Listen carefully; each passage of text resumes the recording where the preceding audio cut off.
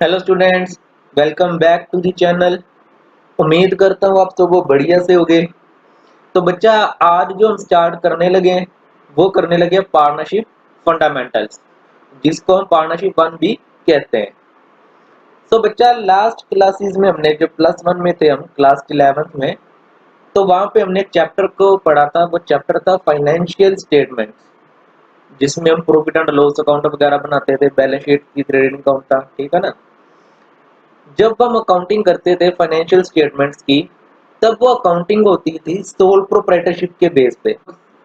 Sole proprietor का मतलब क्या हुआ? जहाँ पे सिर्फ एक ही पर्सन काम कर रहा है। जो भी प्रॉफिट हुआ वो किसका है? उसी पर्सन का, जो वो बिजनेस चला रहा है। फॉर एग्जाम्पल, अगर कोई ए पर्सन है और ए पर्सन ने बिजनेस स्टार्ट किया था और उसने अपने अकाउंट्स वगैरह जब प्रिपेयर किए तो उसको कुछ ना कुछ प्रॉफिट हुआ। अब जो भी प्रॉफिट उसको हुआ, वो प्रॉफिट किसका था? ए का था। बस पार्टनरशिप भी इसी से रिलेटेड है कुछ। जैसे हम वहां पे भी प्रॉफिट एंड लॉस अकाउंट में सारी इनकम्स को क्रेडिट करते थे और सारे एक्सपेंस को डेबिट करते थे।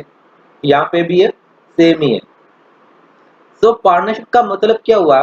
पार्टनरशिप का मतलब हुआ कि जहां पे दो या दो से ज्यादा पर्सन मिलके काम कर रहे हैं।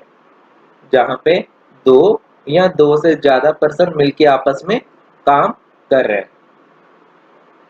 ए और बी, ये दोनों साथ में आ गए। ए और बी दोनों क्या आ गए? साथ में आए और उन्होंने एक बिजनेस स्टार्ट किया। उसको क्या कहेंगे हम? पार्टनरशिप फंडामेंटल्स या partnership firm. Let's say A and B, ये दो जने आपस में आए और इन्होंने एक बिजनेस स्टार्ट किया। अब यहाँ पे एक बात आती है, बच्चे जो पूछेंगे कि sir minimum number of partners कितने होंगे? बच्चा, मिनिमम नंबर ऑफ पार्टनर्स जो हैं वो हैं दो। मिनिमम कितने होंगे? दो।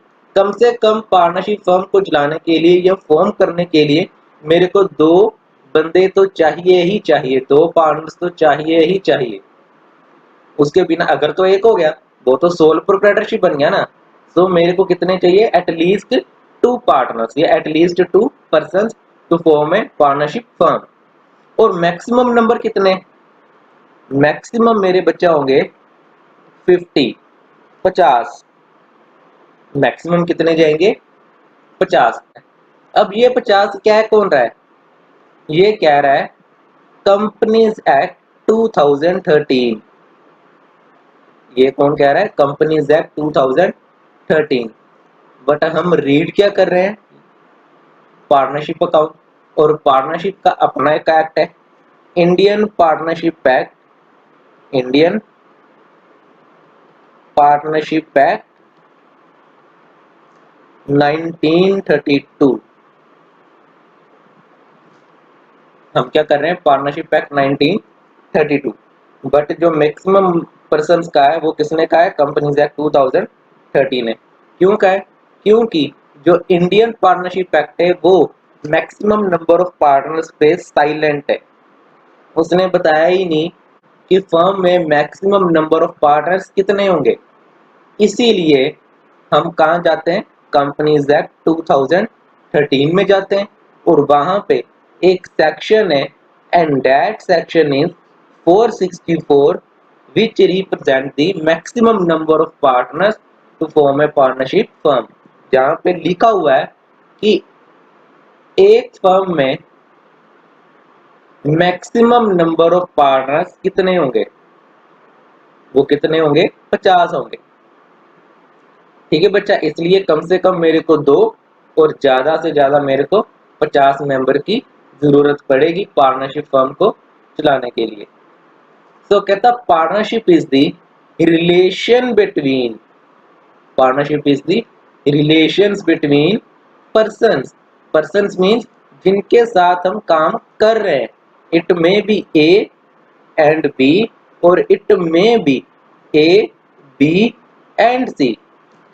ठीक है ना, कम से कम दो पर्सन या तीन भी हो सकते हैं।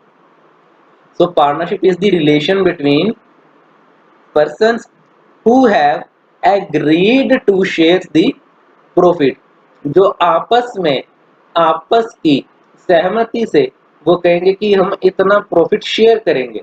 अगर कल को पार्टनरशिप में फर्म में प्रॉफिट आता है तो वो प्रॉफिट किन का होगा, इन तीनों का होगा, ए बी एंड सी का होगा। वो किस रेशियो में डिस्ट्रीब्यूट करते हैं वो हम बाद में देखेंगे। सो partnership is the relationship between persons who have agreed to share the profit of a business carried on by all। सबसे इंपॉर्टेंट पॉइंट है बच्चा, carried on by all और any of them acting for all। तीन जाने, हम कह रहे हैं तीन जाने ए बी और सी, यहां तो ये तीनों काम कर रहे हैं, यहां तो ये तीनों काम कर रहे हैं, means business carried on by all, a b और सी ये तीनों काम कर रहे हैं। और any of them acting for all, suppose करो ए बी और सी ये तीनों पार्टनर्स थे, पर बी और सी ये अभी बिजनेस में आ नहीं रहे, मे बी उनकी हेल्थ ना ठीक हो या मे बी वो घूमने कहीं गए हों, कुछ भी हो सकता है, पर उन्होंने पार्टनरशिप नहीं छोड़ी, वो पार्टनरशिप फर्म में है, they are the partners, but वो अभी बिजनेस में नहीं आ रहे। तो अगर बी और सी अभी बिजनेस में नहीं आ रहे, 10 दिन हो गए 15 दिन हो गए वो काम पे नहीं आ रहे, तो जो ए है इसने जो भी डिसीजन लिए होंगे, जो भी बिजनेस कैरिड किया होगा आगे, जिन जिन से डीलिंग्स की होगी वो इन दोनों पे भी अप्लाई होगी। और any of them acting for all, अगर कोई एक जाना भी कोई काम कर रहा है तो वो आगे जितने भी पार्टनर्स है उन पे भी अप्लाई होगा। इसको हम कहेंगे एजेंट और प्रिंसिपल रिलेशनशिप, एजेंट और प्रिंसिपल रिलेशनशिप। ये बच्चा लिख लेना अपनी बुक्स पे, agent or principal relationship। So partnership is the relationship between persons A or B, it may be A, B or C or it may be A, B, C or D, maximum 50 तक जाएंगे। Who have agreed to share the profit, अगर profit आएगा तो वो किस ratio में distribute करेंगे, of a business carried on by all or any of them acting for all। अगर चाहे तो तीनों काम कर रहे हैं, यहाँ पे तीनों में से कोई एक काम कर रहा है, एक डिसीजन ले रहा है, बट वो बाइंड किस पे होगा, बी और सी पे भी होगा। तो ये थी मेरी एक मीनिंग पार्टनरशिप फर्म का कि पार्टनरशिप होती क्या है। बच्चा अब पार्टनरशिप फॉर्म करने के लिए हमने पढ़ा कि मेरे को 2 पर्सन कम से कम चाहिए, मेरे को 2 पर्सन कम से कम चाहिए। अब ये पार्टनरशिप में आएंगे कैसे, ये पार्टनरशिप आएंगे बाय एग्रीमेंट। ये कैसे आएंगे, एग्रीमेंट के थ्रू आएंगे। और उस एग्रीमेंट को हम क्या कहेंगे, उस एग्रीमेंट को कहेंगे हम पार्टनरशिप डीड। उस एग्रीमेंट को क्या कहेंगे हम, पार्टनरशिप डीड। ये ओरल भी हो सकता है और ये रिटन भी हो सकता है। पार्टनरशिप डीड जो एग्रीमेंट है ये हम बोल के भी कर सकते हैं और ये हम लिख के भी कर सकते हैं। पर यहाँ पे कह रहे हैं कि आप अगर फ्यूचर में डिस्प्यूट्स नहीं चाहते तो सबसे बेहतर है कि आप रिटन में लिख लें। जितने भी आपने पॉइंट्स पे एग्री किया है वो सारा आप पेपर पे लिख रहे ताकि फ्यूचर में डिस्प्यूट अराइजेस ना हो। और ये ही एडवाइस भी किया हुआ है पार्टनरशिप एक्ट ने, उसने ये भी एडवाइस किया, उसने मैंडेटरी नहीं किया कि आप पार्टनरशिप डीड जब बनाओगे तो वो आप लिख कर ही बनाओ। उसने कहा है पार्टनरशिप डीड में भी फॉर्म ओरली और में भी रिटन। ये पर्सन पे डिपेंड करता है, पार्टनर्स पे डिपेंड करता है कि वो बोलकर करते हैं कि रिटन में करते हैं। पर एक्ट ने कह दिया हुआ है, एक्ट कहता है कि हम एडवाइस यही करेंगे कि आप रिटन में करें ताकि फ्यूचर में डिस्प्यूट राइज ही ना हो। कल को अगर बी कह दे कि यार तूने तो मेरे को कहा था कि मैं 10,000 रुपये सैलरी दूंगा, ठीक है, तो ए क्या कहेगा, मैंने कब कहा कि 10,000 दूंगा, मैंने तो कहा था मैं 7,000 सैलरी दूंगा। तो वो क्या होगा, फ्यूचर में डिस्प्यूट राइजेस होने के चांसेस हैं। सो पार्टनरशिप डीड इसमें होता क्या है, मतलब पार्टनरशिप डीड के कंटेंट्स क्या होंगे, पार्टनरशिप डीड में हम क्या क्या लिखेंगे। इन शॉर्ट पार्टनरशिप डीड में हम फर्म का नेम लिखेंगे, पार्टनरशिप डीड में हम एड्रेस लिखेंगे, पार्टनरशिप डीड में हम पार्टनर्स का नेम लिखेंगे, name of partners. Partnership deed में हम उनकी कैपिटल कंट्रीब्यूशन लिखेंगे कि कल को अगर हम कोई नया पार्टनर और ऐड करें तो वो कितनी कैपिटल लेके आए, उस पर हम इंटरेस्ट कितना देंगे, उसको हम सैलरी कितनी देंगे, प्रॉफिट्स है तो वो किस रेशियो में डिस्ट्रीब्यूट करेंगे, इक्वली डिस्ट्रीब्यूट करेंगे या कोई और रेशियो में डिस्ट्रीब्यूट करेंगे। तो ये क्या है, कंटेंट है कि इस चीज पे हमने एग्री किया है और इसको हमें रिटर्न फॉर्म में लिख लेंगे। So this is the partnership deed, जो एक एग्रीमेंट है और एग्रीमेंट के अंदर क्या आएगा कि हमारी फर्म का नाम क्या होगा, उसका एड्रेस क्या होगा, पार्टनरशिप के नाम क्या होंगे, उसकी कैपिटल कितनी कंट्रीब्यूट होगी, हर कोई ड्राइंग्स कितनी विड्रॉ कर सकता है, सैलरी कितनी देंगे, बोनस कितना होगा, अगर कल को डिस्प्यूट राइज होता भी है इन शॉर्ट तो उसको हम कैसे रिजोल्व करेंगे, जो शेयर्स हैं प्रॉफिट के वो कैसे डिस्ट्रीब्यूट होगा, लॉस कैसे डिस्ट्रीब्यूट होगा, जो भी है वो सारा क्या है, मेरा पार्टनरशिप डीड है। अगर कहीं ऐसा भी हो सकता है कि पार्टनरशिप डीड कहीं बनी ना हो, ना ओरली हो ना रिटर्न हो, मीन्स पार्टनरशिप डीड क्या है, साइलेंट है या फिर हम उसको कहेंगे एब्सेंस है। पार्टनरशिप डीड क्या है मेरी, एब्सेंस है, या फिर कहेंगे हम साइलेंट है। उस केस में कुछ बच्चा रूल्स अप्लाई होंगे और वो रूल्स कितने हैं, and this is the one of the most important question, rules applicable in the absence of partnership deed, rules applicable in the absence of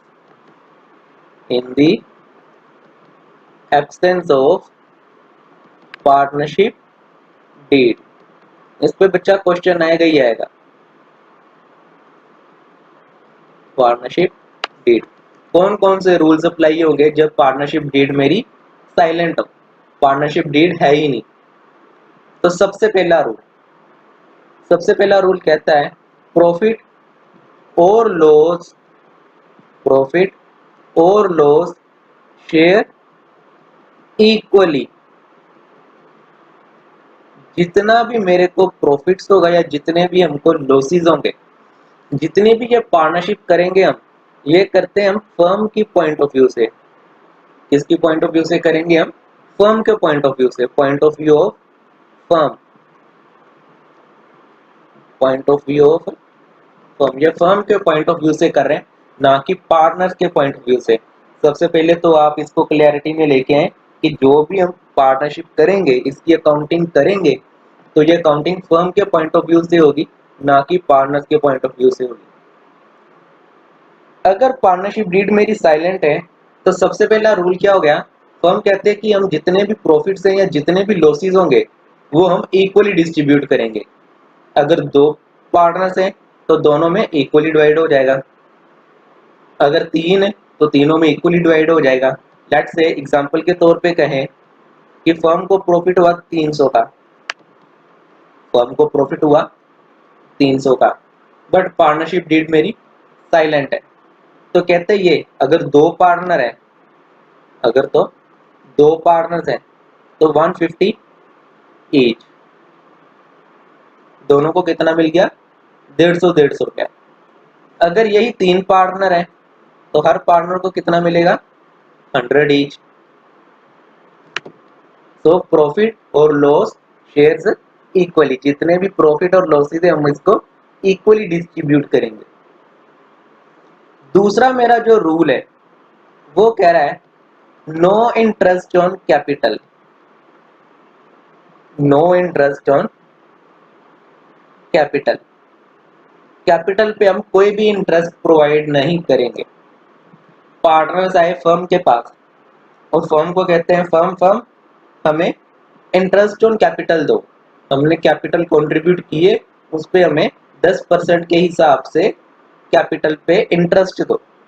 अब फर्म ने कहा कि बेटा हमने तो पार्टनरशिप डीड बनाई ही नहीं, पार्टनरशिप डीड में हमने लिखा ही नहीं, वो तो साइलेंट है, तो इसलिए हम आपको इंटरेस्ट ऑन कैपिटल प्रोवाइड नहीं करेंगे। तो no interest on capital. Similarly, no interest on drawings, no interest on drawings. जैसे फर्म है, अगर ऊपर वाला पॉइंट देख रहा हूं, मैं सेकंड पॉइंट की बात कर रहा हूं। फर्म है और दो पार्टनर्स थे, ये मेरे दो पार्टनर्स थे। ये फर्म के पास आए और फर्म को कहा हमें आईओसी दो, मींस इंटरेस्ट ऑन कैपिटल दो। और फर्म ने कहा कि बेटा हमने एग्रीमेंट किया ही नहीं हुआ, पार्टनरशिप डीड साइलेंट है, तो इंटरेस्ट ऑन कैपिटल नहीं मिलेगा।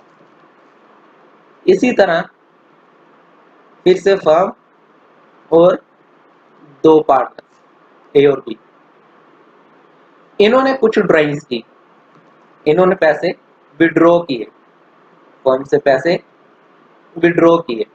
अब फर्म इसके पास आई और फर्म ने कहा कि मेरे को इंटरेस्ट ऑन ड्राइंग दो, आपने पैसे निकाले तो उससे मेरे को इंटरेस्ट ऑन ड्राइंग्स दो।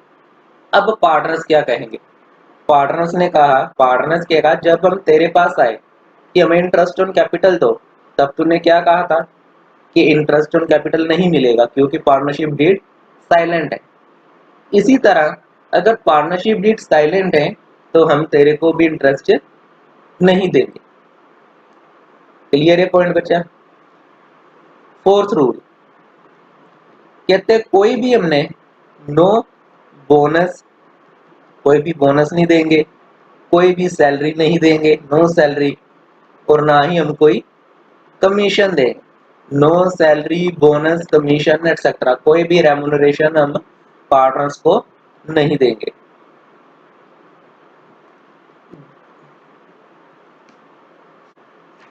पांचवा कह रहा है इंटरेस्ट ऑन लोन। कहता अगर फर्म ने पार्टनर से लोन लिया है तो उस लोन पे उसको कितना इंटरेस्ट पे करना पड़ेगा? 6% पर एनम के हिसाब से पे करना पड़ेगा। सो ये मेरे 5 रूल है। पहला क्या कह रहा है, अगर कोई प्रॉफिट और लॉस होता है उसको हम इक्वली डिस्ट्रीब्यूट करेंगे, उसको हम कोई भी इंटरेस्ट ऑन कैपिटल नहीं देंगे, उसको हम कोई भी इंटरेस्ट ऑन ड्राइंग नहीं लेंगे, ना सैलरी देंगे, ना बोनस, ना कमीशन। और अगर पार्टनर्स लोन प्रोवाइड करते हैं फर्म को तो उस पर हमने 6% के हिसाब से उनको इंटरेस्ट पे करना है। तो बच्चा आज की क्लास में हमने क्या किया, पार्टनरशिप का मीनिंग देख लिया, जिसमें क्या कह रहा था, relation between persons who have agreed to share the profit, जिसमें हमने क्या देखा था कि दो या दो से ज्यादा पर्सन आते हैं और एग्री करते हैं कि हम प्रॉफिट डिस्ट्रीब्यूट करेंगे ऑफ ए बिजनेस, बिजनेस का प्रॉफिट डिस्ट्रीब्यूट करेंगे कैरिड ऑन बाय, चाहे सारे काम कर रहे हैं या फिर कोई एक काम कर रहा है, जिसको हम एक एजेंट और प्रिंसिपल रिलेशनशिप कहते हैं, उसको क्या कहते हैं हम, पार्टनरशिप फर्म। पार्टनरशिप डीड को देखा, ओरली भी हो सकती है, रिटर्न भी हो सकती है, पर एडवाइस क्या करते हैं कि रिटर्न में करो ताकि फ्यूचर में डिस्प्यूट अराइजेस ना हो। उसके कंटेंट को देखा कि उसमें क्या क्या आता है, और अगर पार्टनरशिप डीड साइलेंट हो तब कौन कौन से रूल्स एप्लीकेबल होते हैं। बच्चा ये था मेरा theoretical point of view. Next class में इसी चैप्टर को हम आगे करेंगे, तो अब हम आपको मिलेंगे नेक्स्ट क्लास में। Till then, thank you, take care and bye bye.